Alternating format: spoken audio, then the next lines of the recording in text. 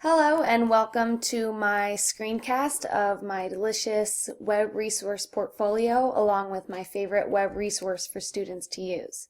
Here you can see my portfolio. It has 50 links in it.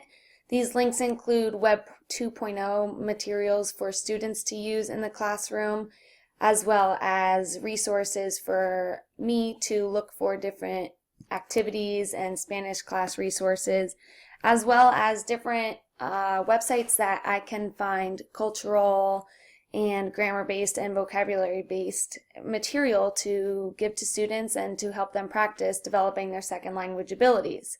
My favorite web resource for students to use is WordReference.com. WordReference was the first thing that I put in my portfolio as a resource for students because I like students to be as independent as possible. I have a rule for my students that they need to first ask a friend, then ask a resource, ask a book, and then they can ask me. This develops students' ability to grow on their own and not depend on me as a human dictionary or a resource to teach them how to conjugate a verb or whatever. So WordReference is the site that I encourage my students to use, and here's why. There's a translator tool, but it's much more than that. What they can do is students can look up different words for obviously a translation, but it also goes into further colloquial terms, and it also divides some things up by Spanish regions, and it also divides translations up into context. As we all know, there are words in languages that have different contexts and different meanings depending on the context of the conversation. So for example, if students wanted to know how to say what's up, they would type it in here, select English to Spanish, and they would come here. Now, obviously, what's up has a lot of different meanings. You could ask someone what's up, meaning like what's wrong. You can ask someone what's up just as a greeting, almost like a how are you. And here you can see it gives you all of these different contextual uses of what's up. So what is happening to, you could say, ¿Qué pasa con? And then finish the sentence with whatever. And it gives you an example here. So here you can see it says, I don't know what's up with Jane. And instead of saying that just in English, it shows you how they use this translation in context. No sé qué pasa con Jane. ¿Qué pasa con being what the translation was, what is happening to. Further on, you can see, what's up with that? Like, what's the problem? Why is that happening? That's unfair. That's not logical. ¿Qué es eso? What is wrong? ¿Qué pasa? Or ¿qué te pasa? Etc., etc. Now, because there are so many different Spanish-speaking countries in the world, different countries use different phrases, and it totally depends on where you are in the world, and my students know that. So if, let's say, they wanted to know in Mexico how to say things, a lot of the time, WordReference gives you a different list of what's up translations. So, ¿qué onda is what they use in Mexico, and it also means what's up. Now, there are different forums as well. For sometimes there are phrases that are more, don't have a literal meaning, and you need to know how to say things in Spanish. So an example here would be actually posible respuesta, possible answer to what's up. So students are able to interact with people by answering these questions and practicing their collaboration skills in Spanish. Oops, I'll go back. So here's a girl who actually speaks Spanish as a first language and is in a blog speaking English. She doesn't understand what what's up means in English, so it's kind of backwards. And so in Spanish here, I'll translate this for you. She says, I would like you guys to help me. In a forum, someone sent me a message that said, what's up?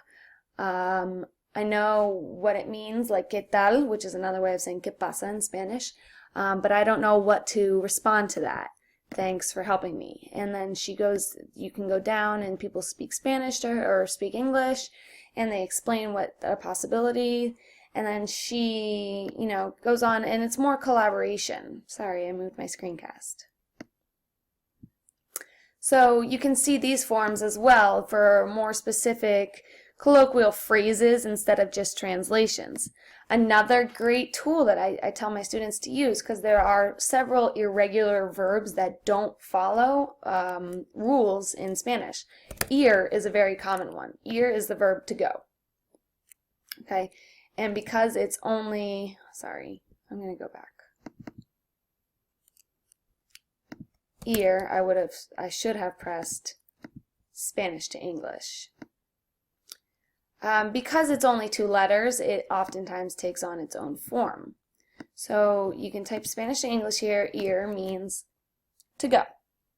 Okay, and it gives you different contexts that it is used in. And obviously the verb to go, you could go on and on and on, and it tells you all of these different contexts. So to go to bed, obviously there are different ways to say to go to bed. In Spanish, acostarse is one verb that means to go to bed.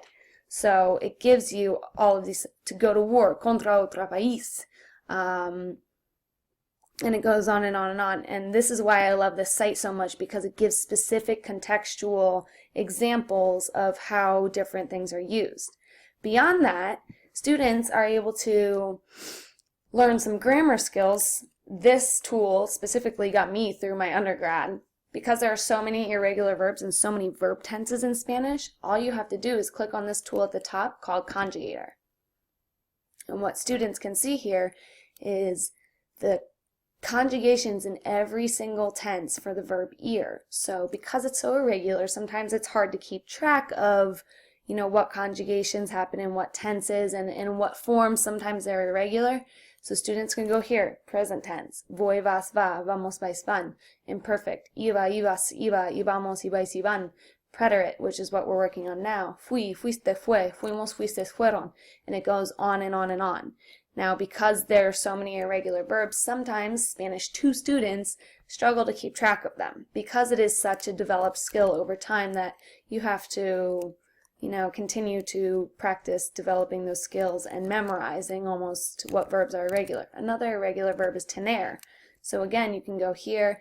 It has an irregular yo form in the present tense along with a stem changer in the present tense. So that's a double whammy. And down here at the bottom of the page, it can see blue letters and conjugations are irregular forms. Red letters and conjugations are exceptions to the model. So there are no red letters on this page, but you can see there are so many irregulars that students oftentimes need to use this conjugation tool to help them out. WordReference is the most recommended translator tool and dictionary tool, along with language forum tool, recommended by all foreign language teachers. And because of this, it is my top web resource for students and teachers alike to use. Thanks for watching. Bye.